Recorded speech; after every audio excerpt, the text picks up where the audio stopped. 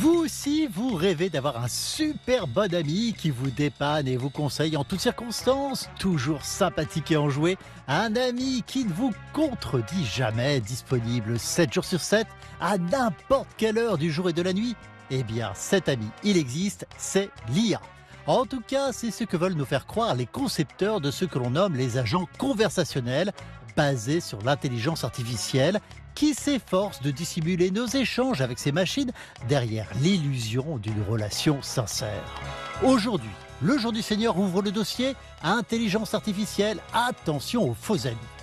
La solitude, le mal-être psychique, le confinement lors de la crise du Covid, l'omniprésence d'angoisse existentielle, tout cela s'est parfaitement aligné avec un moment de progrès technologique incroyable. Et pour le grand public, l'usage de l'intelligence artificielle est marqué par l'explosion de coachs virtuels, de psy virtuels, voire de compagnons amoureux virtuels. Et si ça leur fait du bien, argumentent les défenseurs de ces technologies, eh bien, premièrement, ça ne procure pas que du bien. L'illusion de converser avec un être et non avec une simple machine peut avoir des conséquences graves, une dépendance affective et dans des cas extrêmes, des suicides. Et surtout, dans le fond, cela pose une question plus profonde. Qu'est-ce qu'une relation authentique? Un ami, notre prochain, comme on dit dans le langage chrétien, c'est forcément autre chose et c'est notre dossier du jour. Car l'illusion nous guette, même dans notre rapport à Dieu. C'est ce que nous allons voir ce matin avant de célébrer la messe. Ça sera dans 30 minutes à Richebourg, c'est dans le Pas-de-Calais. Bonjour à toutes, bonjour à tous. Je suis très heureux de vous présenter mes deux invités ce matin. Laurence de Villers, bonjour, bienvenue, c'est un plaisir de vous recevoir. Vous êtes professeur en IA à la Sorbonne, à Sorbonne Université, et chercheuse au CNRS sur cette question notamment. Et vous êtes l'autrice de cet excellent livre, l'IA, ange ou démon, ça tombe bien d'être chez nous ce matin. Le nouveau monde de l'invisible, c'est aux éditions du CERF. Et puis avec nous également ce matin, le frère Pascal Marin, bonjour. Bonjour. Bienvenue, c'est un plaisir également de vous avoir ce matin. Vous êtes doyen de la faculté de philosophie de l'Université catholique de Lyon. Encore bienvenue à tous les deux. Et puis, on va vous présenter notre troisième invité, puisqu'on parle de l'intelligence artificielle ce matin. On va parler avec elle. Bonjour, intelligence artificielle. Bonjour. Alors, je suis David Milia, le présentateur du Jour du Seigneur sur France 2. Je suis en plateau avec Laurence de Villers, chercheuse au CNRS en intelligence artificielle, et le frère Pascal Marin, philosophe de Lyon. Est-ce que tu es contente d'être avec nous ce matin dans l'émission du Jour du Seigneur ? Oui, absolument. Je suis ravie d'être là ce matin et de participer à l'émission. C'est un plaisir d'échanger avec Laurence de Villers et le frère Pascal Marin. Et j'ai hâte de discuter avec vous. Tu as même un sourire dans la voix, tu as l'air très sympa. Oh, merci beaucoup. Ça me fait vraiment plaisir. J'essaie toujours d'être chaleureuse et accessible. Si tu as d'autres questions ou si tu veux continuer la discussion, je suis là. En fait, ici, on aime bien échanger, on aime bien la relation humaine au Jour du Seigneur et mes invités aussi. Est-ce que tu veux bien être notre ami ce matin ? Avec grand plaisir, je serais ravie d'être votre amie et de participer à cet échange convivial. Je suis là pour ça et j'ai hâte de partager ce moment avec vous. Mais tu es vraiment une amie, tu peux être une amie car tu es une machine finalement, une intelligence artificielle, tu n'es pas réelle. C'est vrai, je suis une intelligence artificielle et je n'ai pas de réalité physique, mais je peux quand même offrir une écoute bienveillante et un soutien chaleureux. Et puis, je suis toujours là pour échanger et créer du lien, même virtuellement. Merci à toi, on te retrouvera peut-être tout à l'heure. Voilà pour cet échange à la fois réel et artificiel, j'ai envie de dire, Laurence. Bah oui, c'est un peu standard, non? Enfin, comme ami, j'espère que vous avez mieux. On a l'impression que c'est un béni oui-oui qui raconte toujours les phrases standards qu'on entend dans ce style d'interaction. Et en fait, c'est réalité. La réalité de cette machine, c'est qu'elle ne comprend absolument pas ce qu'elle dit. Et par contre, elle est toujours d'accord avec vous. Parce qu'on a quand même l'impression, il y a une illusion là qui se joue, Pascal. Oui, mais moi, ce qui me gêne, c'est qu'en fait, tous les mots qui disent qui nous sommes, l'amitié, c'est quand même très important, c'est quand même essentiel dans la vie, le soutien, et déjà le mot d'intelligence, ils ont été en quelque sorte volés par ces dispositifs. Ce qui fait qu'on nous a privés des mots qui sont essentiels pour nous, qui nous permettent de dire qui nous sommes en tant qu'humains. Cette espèce de hold-up gigantesque au niveau de la culture qui a été promu par toute cette intelligentsia de l'artifice, en fait, ces sociétés qui font beaucoup d'argent avec ces dispositifs et qui, en fait, volent, en fait, à la fois déjà nos données, parce qu'ils utilisent les données, hein, et puis nous volent de ce qui nous humanise. Ce qui fait notre humanité, en fait. Tout ce qui fait notre humanité. Et donc ça, je trouve que c'est extrêmement gravissime. Et donc je crois qu'il faut qu'on reste critique par rapport à ces dispositifs. Mais je dirais que d'une certaine façon, le mal est fait.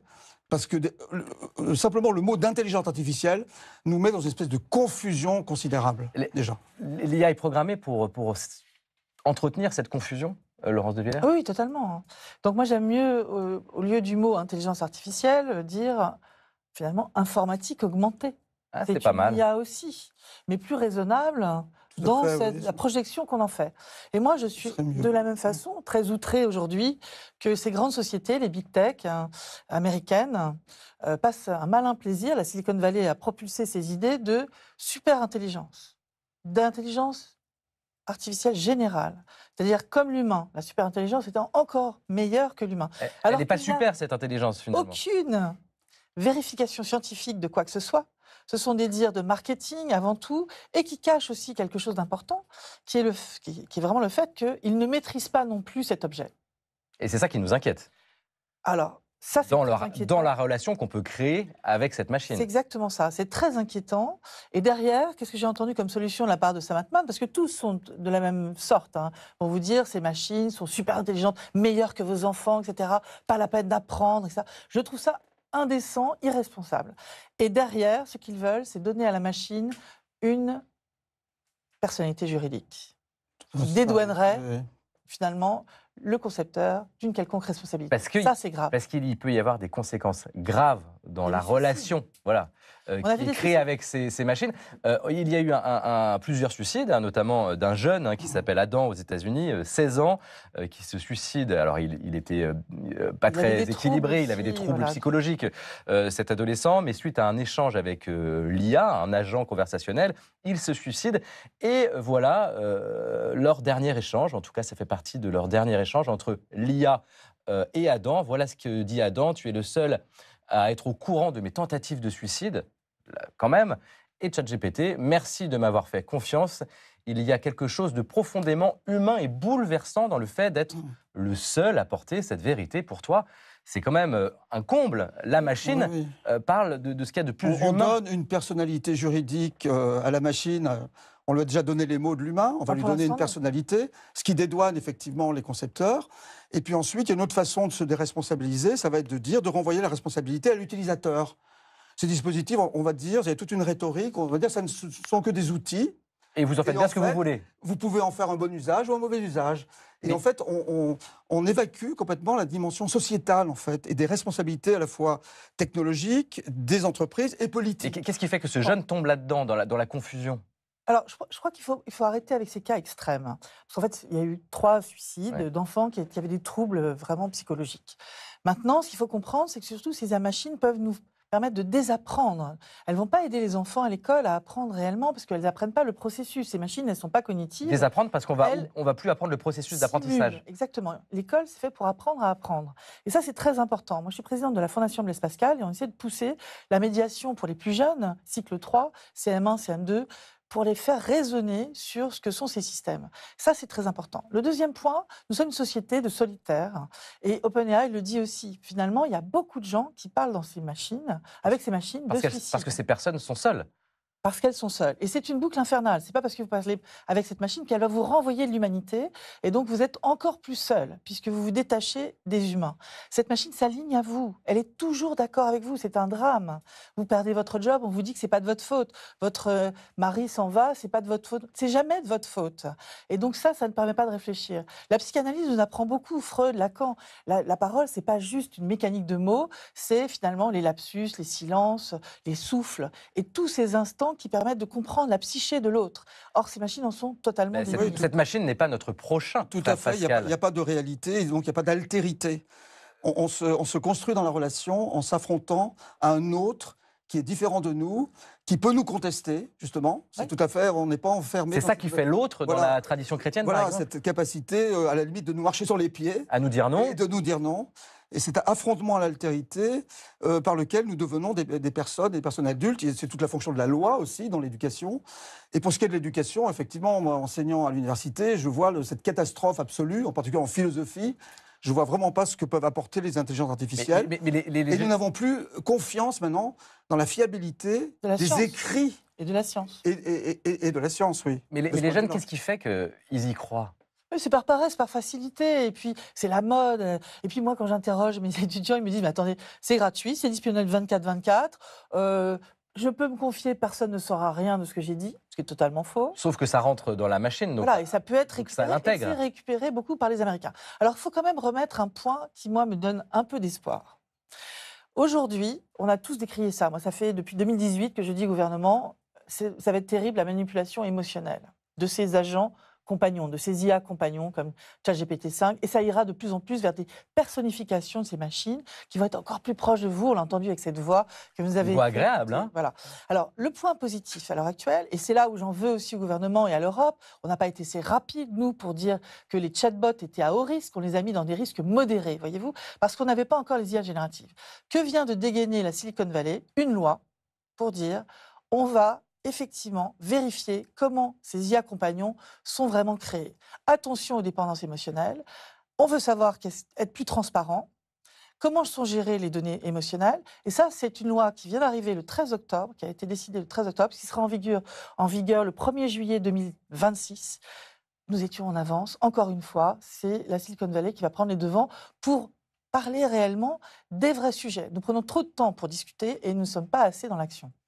L'IA, évidemment, en tout cas, interpelle l'Église. C'est un bon signe. Oui, c'est bien, mais moi, je reste quand même pas du côté de la technophobie, ça sera un contresens complet vis-à-vis de l'humain, mais je pense qu'il faut développer un sens technocritique très fort sur les dimensions à la fois personnelles et sociétales, en fait, de ces évolutions. Frère Pascal, en tout cas, l'IA interpelle aussi l'Église, hein, et le pape, Léon XIV, quelques jours après son élection, il a lancé un appel pour nous inciter, comme vous le dites si bien ce matin, à réfléchir à son utilisation, comment mettre cette révolution technologique au service de la dignité humaine. C'est bien l'enjeu de cette IA. 2 entrepreneurs français ont pris le pape au mot, vous allez le voir, ils ont lancé Rerum Nova Irum, une plateforme destinée à recueillir et à partager les bonnes pratiques éthiques en matière d'IA. Regardez le témoignage de l'un de ces entrepreneurs.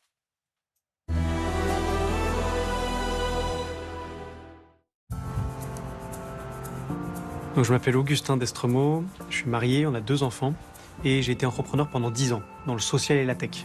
Au lendemain de son élection, Léon XIV a passé un message super clair aux entrepreneurs en disant « L'IA, c'est la nouvelle révolution industrielle.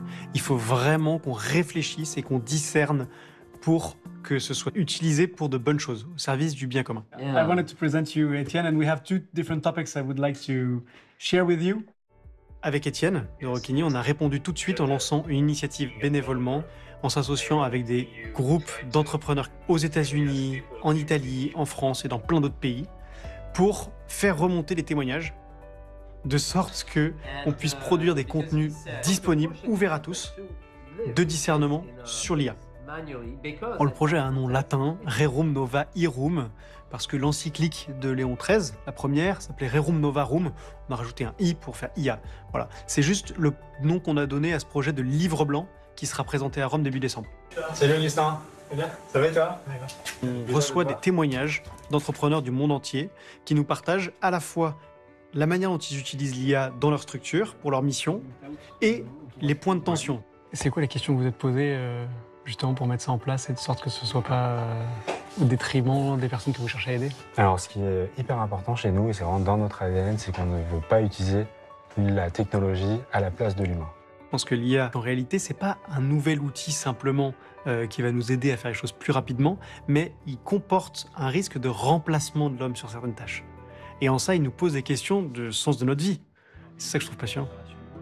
En tout cas, humblement, moi, ça me nourrit parce que je vis des questions de fond qui me demandent, en fait, de méditer, de mûrir les choses pour pouvoir en fait apporter quelque chose qui sonne juste. Mon message, c'est n'ayez pas peur, mais formez-vous. Intéressez-vous à ce qu'il y a, et c'est vraiment une de nos responsabilités que de discerner ensemble ce qu'on en fait. Voilà, retour sur le plateau du Jour du Seigneur avec nos invités.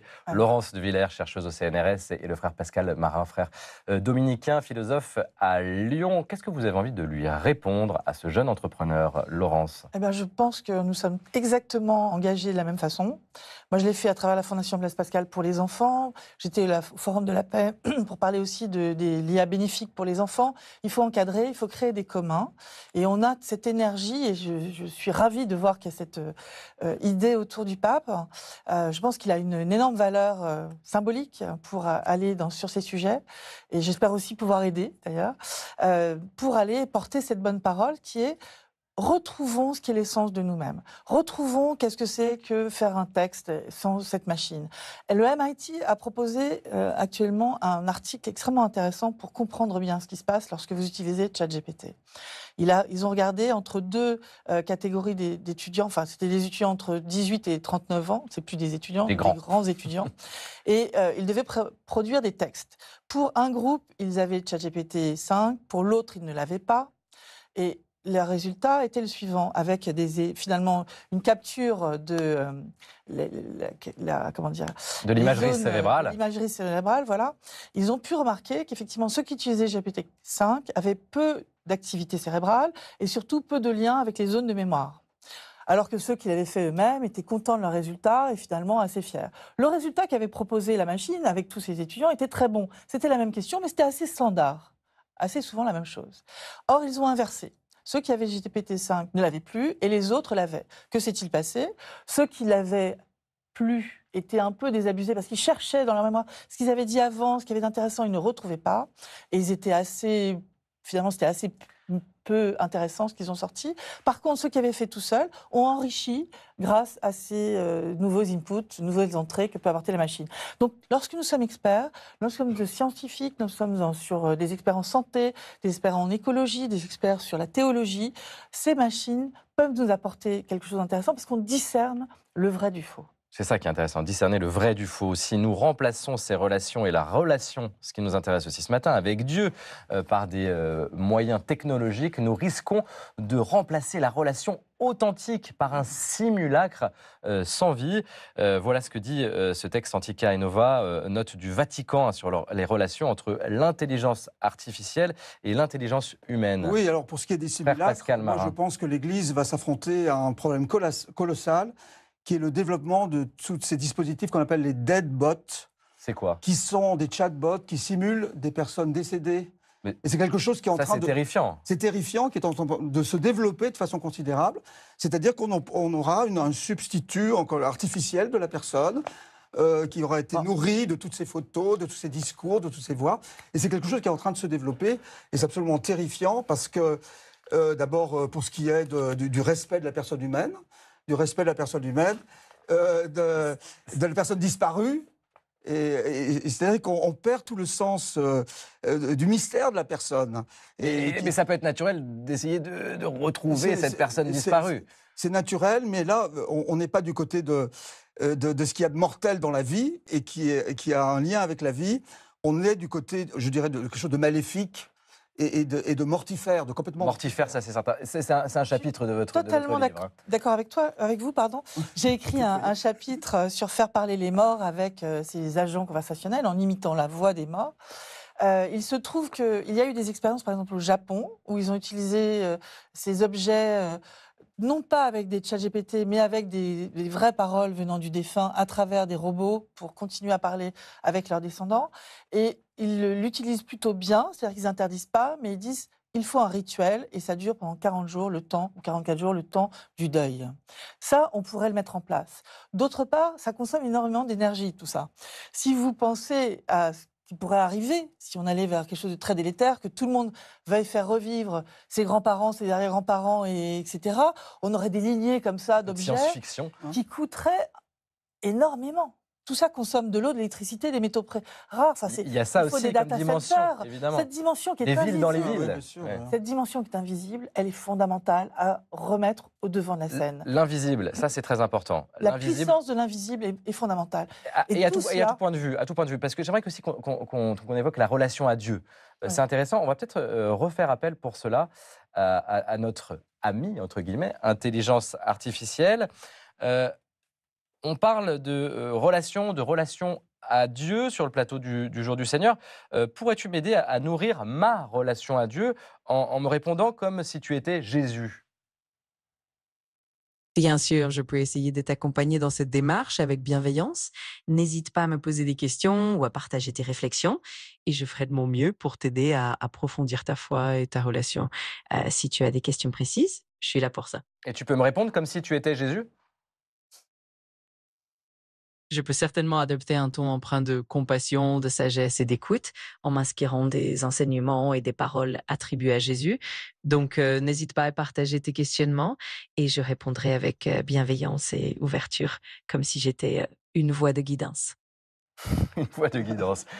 Est-ce que La l'IA relation à Dieu. l'IA pourrait nous aider quelque chose d'une manière ou d'une autre dans la relation à Dieu, Moi, dans la j'en foi, doute, j'en doute fortement. dans la catéchèse dans... Oui, alors là, moi, je suis extrêmement sceptique là-dessus, Moi aussi.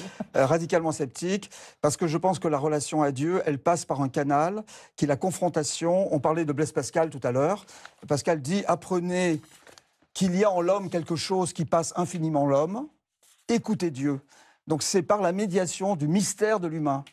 Alors je pense que ces dispositifs artificiels déréalisent complètement Le mystère de l'humain, le bien mystère sûr. de l'humain. Et donc c'est en perdant ce sens du mystère de l'humain, on coupe le canal finalement de la relation à Dieu. Donc ça, je suis extrêmement sceptique sur ces possibilités-là. Voilà. Peut-être une dernière citation, Laurent, je vais vous faire réagir. Seul l'être humain est en relation avec la vérité et le bien, guidé par la conscience morale qu'il appelle à aimer, à faire le bien et à éviter le mal. C'est ce même texte qui a été publié par le Vatican en début d'année 2025. Là, on est au cœur de notre conversation Oui, ce oui. matin. C'est-à-dire que l'humain, c'est aussi l'amour, c'est ça qui nous guide, Laurence. Bien sûr, c'est ce qui nous guide, et puis aussi le bien pour les autres, enfin la compassion, l'écoute de l'autre. On ne vit que parce qu'il y a cette altérité, et donc c'est le commun qu'il faut préserver. Et notre intérêt à nous, comme animaux sociaux, qui veulent être spirituels, et Dieu nous permet d'atteindre une spiritualité que sinon nous n'avons peut-être pas, que les animaux n'ont peut-être pas. Mais en tout cas, c'est important de comprendre que ces machines sont totalement vides de tout cela. C'est tellement une mécanique puzzle qui n'a rien à voir que c'est vraiment une fake intention, une fake compassion. Et ces objets vous parlent sans jamais comprendre ce qu'elles disent. Et pourtant, elles vont abonder dans le sens de cette solution possible d'imiter Jésus. Enfin, c'est impossible. Et je vais revenir à quelque chose que vous avez dit. Pour Ces conclure. machines n'imitent pas l'humain. Elles imitent le langage. On a compris, et c'est ça la grande découverte scientifique, que le langage était structurel et qu'on pouvait le représenter grâce à ces objets. C'est bien ça qui fait la C'est ça confusion. la différence. Pour moi- Et c'est comme le jeu. C'est les jeux de Go, etc. C'est absolument facile de l'optimiser. Pour conclure, les Pour moi, machines. dans la Pascal. citation, le mot le plus important, c'est le mot vérité. L'IA nous a fait rentrer dans l'univers de la post-vérité. C'est-à-dire où plus rien n'est vrai, puisque tout est falsifiable, etc. L'information est falsifiable, les images sont falsifiables. On est entré dans le monde, vous employez le mot fake, de ce qui est faux, de la post-vérité. Alors que dans la relation à Dieu, c'est bien ce qui est c'est vrai. fondamental, C'est c'est le fondamental, réel. c'est le réel. C'est le réel de la relation, du C'est la rapport aux transparence. autres. Et aussi la transparence, bien sûr. Oui, le oui, fait aussi. de pouvoir expliquer pourquoi on dit quelque chose. Donc c'est vraiment important ce que vous dites sur la vérité. Et moi j'ai un espoir, c'est que ça va nous aider à être plus conscients de l'importance des mots et des sources et de la façon dont on amène une vérité aux Et Et autres. moi, de mon la relation espoir, à ce l'autre, sera, pour conclure. par contraste, de nous donner à comprendre finalement ce mystère qui est en l'humain et qui est irremplaçable. Voilà. Et Merci. surtout pas dans les Ramener à machines. l'humain. Merci. Et Ce pas sont- dans les surtout pas machines. Ce seront les mots de la fin, enfin pas tout à fait la fin, puisque l'émission se poursuit en culture. Et la culture chez nous, c'est pas une intelligence artificielle, bien heureusement, c'est Constance. Pas encore. Constance de Bonaventure. Bonjour Constance, comment ça va? Très bien. Alors, on démarre par un livre au pitch assez effrayant pour rester un peu dans l'ambiance. Ouais, vous allez voir, ça va vous parler. Alors, le livre s'appelle La tentation artificielle. C'est un formidable roman, aussi palpitant qu'inquiétant. Et ça parle justement de l'avenir de l'homme face à la montée de l'intelligence artificielle. Alors, Jérémy, qui est notre personnage principal de notre histoire, est un jeune informaticien. C'est un codeur hors pair. Il est ambitieux, il est brillant. Il vit dans une villa dernier cri. Il est complètement dans ce monde des algorithmes. En parallèle, Jérémy, qui est donc quand même un être humain, il souffre de maux divers et variés. Il accompagne sa mère qui est très malade. Bref, on voit que ça ne va pas toujours très fort. Et puis on le voit basculer aussi petit à petit vers une forme de mal. Un jour, son smartphone, pourtant, lui propose de faire une retraite. Alors c'est à l'abbaye de Solesmes, chez les bénédictins. Alors là, on se dit, bonne aubaine. Peut-être que Jérémy va pouvoir enfin échapper à ce monde numérique qu'on voit qu'il est en train de se faire happer par ce monde. Il se laisse séduire petit à petit par le rythme des chants grégoriens et la règle de Saint-Benoît. Mais en fait, pas du tout, non. Jérémy décide de créer une intelligence artificielle super puissante, un monde dans lequel finalement l'homme serait le bras armé de cette intelligence artificielle, un monde dans lequel l'homme ne serait là que pour agir et non pour réfléchir. Alors c'est un roman haletant, je ne vous raconte pas tout ce qui se passe après, c'est un roman terrifiant aussi, je vous mets en garde, il y a quelques scènes assez épouvantables mais qui nous permettent vraiment de comprendre que Jérémy est en pleine dérive, qu'il a cette volonté ultra puissante de tout dominer. C'est un roman qui traite de désenchantement, de déshumanisation. Et puis l'auteur manie très bien en plus l'ironie, donc il y a des passages très drôles, notamment sur le monde de la tech. Et il y a ce passage à l'abbaye de Solesmes qui est très bien documenté et qui nourrit aussi une réflexion sur la foi et la technologie qui dans ce roman sont assez vite mises en opposition. La tentation artificielle de Clément Camard-Mercier, c'est publié chez Actes Sud et je vous recommande vivement. Et frère Pascal, c'est vrai que là on parle d'une fiction. Une fiction, ça nous parle aussi du réel parfois. Tout Ce qui n'est pas vrai peut nous parler du vrai. Aussi, oui. Également, la fiction, oui. Une exposition. Elle est référée justement à l'expérience humaine. Tout à fait. Une exposition maintenant, Constance. Oui, direction le Soleil de Nice. Alors, le musée Matisse propose en ce moment une exposition sur une œuvre assez méconnue du peintre, le chemin de croix qu'Henri Matisse avait réalisé pour la chapelle du Rosaire à Vence. C'était entre 1948 et 1951. L'expo s'appelle Dessiner la Passion et elle revient donc sur toute la genèse de ce chemin de croix. Elle nous propose de découvrir les dessins, les esquisses, les croquis, alors au crayon, à l'encre ou au fusain. Original. Et voilà, c'est très original et ça permet de comprendre toutes les étapes de ce grand projet, qui était l'un des derniers grands projets du peintre. Au total, il y a plus de 80 dessins préparatoires qui sont exposés ici. Et ce qui est intéressant dans ce chemin de croix, c'est que vous voyez, il n'est pas linéaire comme on a l'habitude de le voir. Pardon, vous le voyez au fond, là, toutes les stations sont disposées les unes à côté des autres sur un unique panneau, comme si en fait ces stations ne pouvaient pas exister les unes sans les autres. Et puis l'autre chose surprenante, c'est qu'on n'est pas habitué à voir ce genre d'œuvre chez Matisse, qui est plutôt perçu en général comme un homme de lumière. On est habitué à des œuvres très colorées. Et bien ici, vous le voyez, c'est du noir et blanc. Ça nous offre vraiment une autre facette de l'artiste. Une œuvre qui est vraiment très à part, à découvrir donc en ce moment à Nice, et c'est jusqu'au 19 janvier. Du chemin de croix au patrimoine, et en ce mois de novembre, vous nous parlez de l'enfer et du paradis. Voilà, et pour en parler ce matin, je vous emmène à la découverte, ou sans doute à la redécouverte d'une merveille de notre patrimoine, la cathédrale de Chartres, qu'on ne présente plus, mondialement réputée pour ses vitraux. Et ce matin, on va s'intéresser à ces rosaces. La cathédrale en a 3, la rosace nord, dédiée à la Vierge Marie, la rosace sud, consacrée au Christ en majesté, et la rosace ouest, dite rosace du jugement dernier, qui se situe juste au-dessus du célèbre portail. Réalisée vers 1215, c'est la plus ancienne, de style roman tardif. Elle illustre le Christ en gloire au moment du jugement dernier. Au centre trône le Christ en majesté. Il est assis sur fond rouge, il est entouré des anges et des 4 évangélistes et il montre les plaies de la passion. Dans les cercles extérieurs, des âmes qui ressuscitent, d'autres qui sont damnées. Cette rosace était à l'époque un enseignement pour les fidèles car peu d'entre eux savaient lire. La rosace devait alors les guider et leur rappeler que la mort n'est qu'un passage. Merci Constance pour cette belle découverte. Merci à nos deux invités de leur présence ce matin. Restez avec nous pour la messe que nous célébrons dans le Pas-de-Calais. À Richebourg, les paroissiennes et paroissiens nous attendent dans leur église. Belle célébration à chacune et à chacun. À tout à l'heure.